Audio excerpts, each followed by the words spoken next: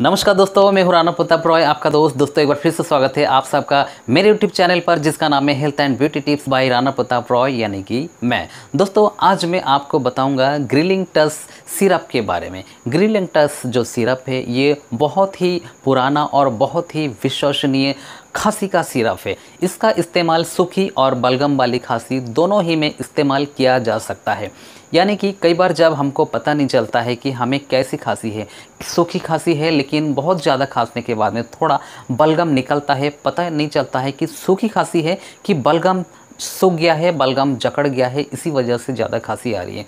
जब आपको समझ में नहीं आता है तो आप ग्रिलिंग टस सिरप का इस्तेमाल कर सकते हैं। उससे अगर आपके फेफड़े में, आपके श्वास नली में अगर बलगम जमा हुआ है तो ये सिरप उसको पतला करके निकाल देगा, और अगर सूखी खांसी है तो तुरंत उसको सही कर देगा, कम कर देगा।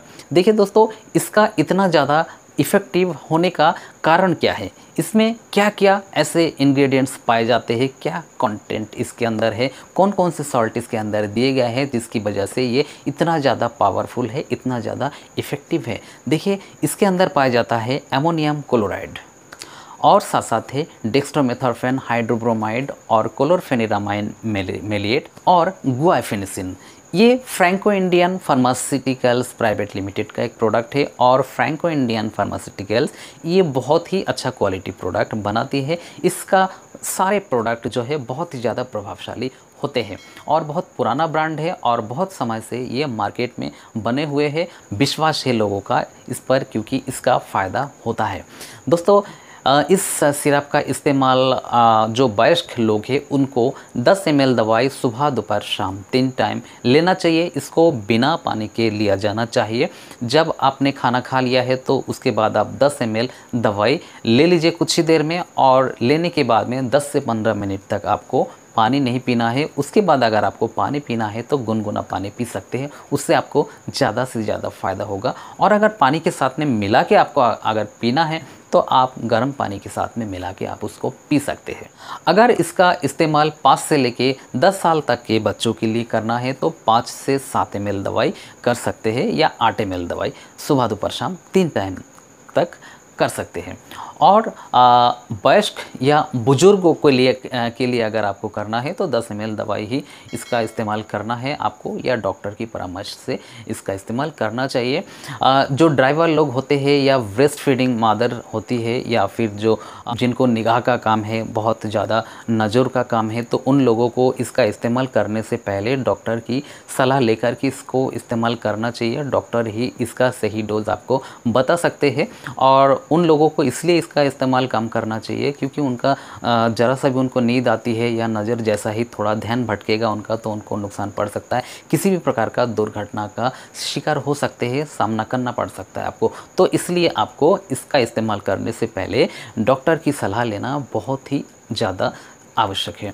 तो दोस्तों ये दवाई जो है, ये चारों जो कॉम्बिनेशन है, इसका जो काम होता है, देखिए जो अमोनियम क्लोराइड है इसका जो काम होता है, ये एक एक्सपेक्टोरेंट का काम होता है। हमारे जब खांसी होती है, हमारे फेफड़ों में और श्वास नली में बहुत ज़्यादा ज्वलन होता है खांसते खांसते, तो उस समय ये एक्सपेक्टोरेंट क्या होता है कि हमारे जो बलगम है उसको तोड़ता है, और उसको बूंदों के रूप में हमारे खांसी के साथ में वो निकाल देता है। और साथ साथ इसके अंदर है डेक्स्ट्रोमेथोर्फेन। डेक्स्ट्रोमेथोर्फेन का काम होता है खांसी की तीव्रता को कम कर देना। ये कितनी भी तेज़ खांसी हो उसको कुछ देर के लिए कम करने में सक्षम है, और इसके लगातार कुछ बार लेने से खांसी सही हो जाता है। साथ साथ इसके अंदर है क्लोरफेनिरामाइन मेलिएट। ये एक प्रकार का एंटी एलर्जिक है, और इसका इस्तेमाल करने से जो हमारे बॉडी का जो कफ सेंटर है हमारे दिमाग में होता है उसको कंट्रोल करता है, और खांसी को तुरंत ही कम कर देता है। साथ साथ जो गले में खुजली है, या फिर आँखों में आँखें लाल हो जाती है, नाक बहना है, सर्दी खांसी है, तो उस कंडीशन में ये बहुत ज़्यादा हेल्पफुल है। साथ साथ क्या है इसमें गुआइफेनेसिन का काम होता है बलगम को पतला करके हमारे फेफड़ों में से निकाल देना, और फेफड़ों में या श्वास नली में किसी प्रकार का कोई सूजन है या फिर इन्फेक्शन है तो उसको भी सही करने में मदद करता है। तो ये चारों चीज़ों का जो कॉम्बिनेशन है ये बहुत ही एक सुपर सिरप बना देता है कॉफ सिरप ग्रिलिंग टस को। तो दोस्तों ये बहुत ही यूज़फुल है, बहुत ज़्यादा फ़ायदेमंद है, लेकिन इसका कुछ साइड इफ़ेक्ट भी है। डॉक्टर की परामर्श से अगर इसका इस्तेमाल आप करते हो तो इस साइड इफ़ेक्ट से बच सकते हो। इसका जो साइड इफ़ेक्ट है वो है उल्टी होना, उबकाई होना, पेट में दर्द, ऐंठन होना, गैस होना, अपच होना, लैट्रिन बार बार होना। अगर इस प्रकार की कोई समस्या आपको होती है तो प्लीज़ डॉक्टर से मिलकर इसका समाधान आप कर सकते हैं। और अगर इससे जुड़ी कोई भी क्वेश्चन है आपके मन में तो आप कमेंट करके हमसे पूछ सकते हैं, मैं इसका जवाब देने का कोशिश करूँगा।